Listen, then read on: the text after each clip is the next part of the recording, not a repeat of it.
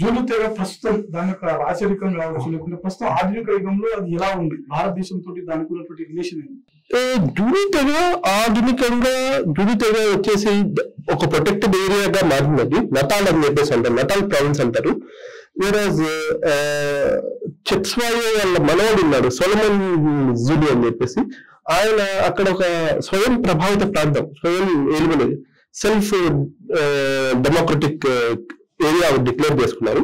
దానికి ఎప్పటి నుంచో జూలు కింగ్సే టిట్యులర్ హెడ్స్ గా ఉన్నారు. దాంట్లో one of the important king is king Goodwill Jeffrey. ఆయన రీసెంట్ గా 2017 లో మోదీ గారిని కలిశారు.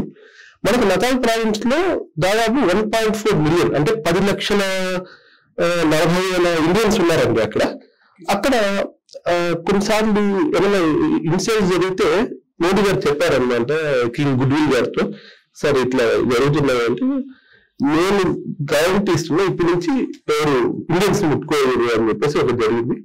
రీసెంట్ గా మళ్ళీ 2025 లో ఆయన సక్సెసర్ ఉన్నారు కింగ్ విసుజూలి అని చెప్పేసి, ఆయన కూడా ఇండియన్స్ పట్ల స్నేహపూరితమైన స్వభావం కలిగిన వ్యక్తి.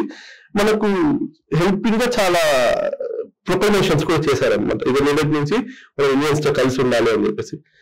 ఎప్పుడైతే జూలీ కూడా ANC ఆఫ్రికన్ నేషనల్ కాంగ్రెస్ లో, తర్వాత గాంధీ గారు అక్కడ